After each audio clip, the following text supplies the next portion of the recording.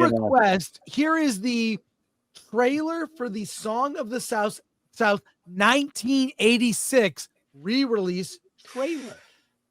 Have you guys seen this?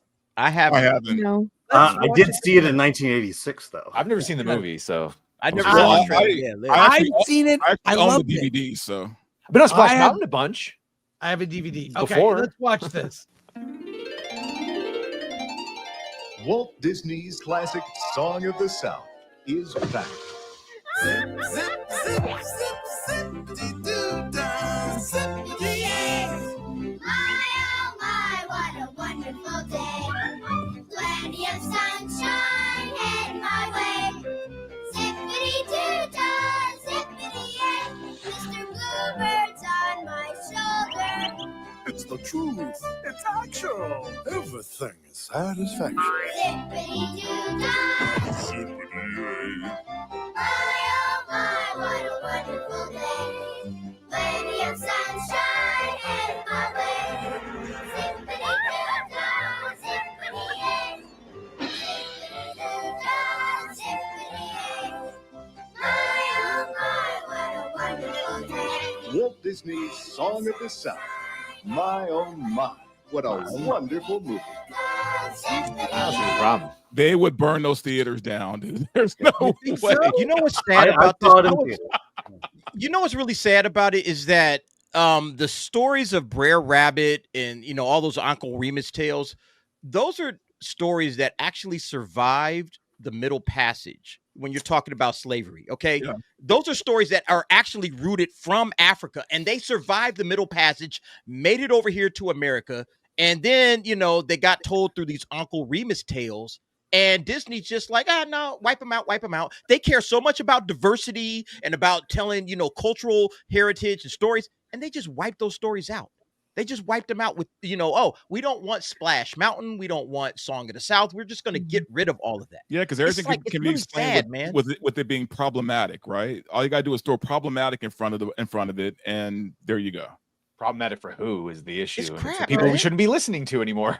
But see, that's the thing. It's like these are authentic stories from Africa, all right? Not race swapped Little Mermaid. No, actually from Africa, stories that actually should be told. The trickster character. These are stories that were developed and bred in Africa, and they survived the Middle Passage. They came over to America during slavery. Yeah, slavery was bad. We all accept that. But look, here's a little corner of actual African history that made it over to America and became something big.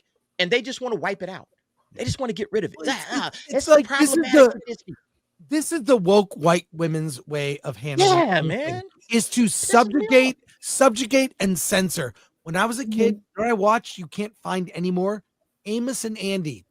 Oh yeah, it was hilarious. Mm-hmm. Kingfish was funny. They always had some crazy scheme, and it would go awry. And it was a fun show. And all I thought was these guys are funny. I watched them. I watched Laurel and Hardy. I watched Abbott and Costello. It's like they were a fun duo. And the way to solve racist programming is to subjugate it. Yes, it's going to look dated in retrospect. I mean, the Three Stooges, you're probably a Three Stooges fan. Like, it's hard to watch that now because people say, well, look at the abuse. Look at Mo hitting Larry, but Larry deserved it. Everyone knows that. Anyways, But the one thing about Amos and Andy is the studios were so progressive that when it went to television, they cast black actors in the main roles.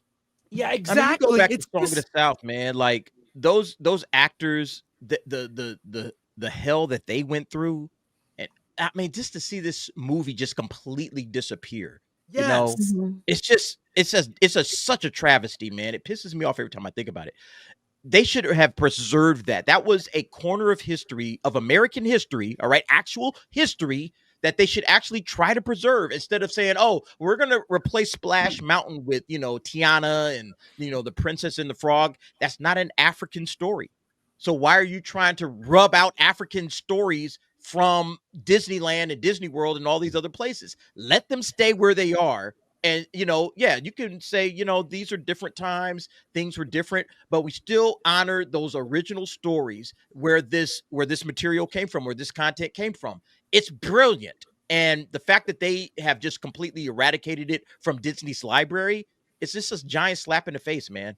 I hate it. I hate every bit of this. It's erasing Walt Disney's legacy. Mm-hmm. And all of this.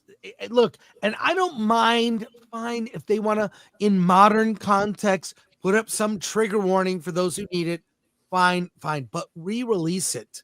Release it. Look, and it's pretty easy to find a Blu-ray or DVD of it rolling around. Yeah. But this is recent, and this is what I'm saying.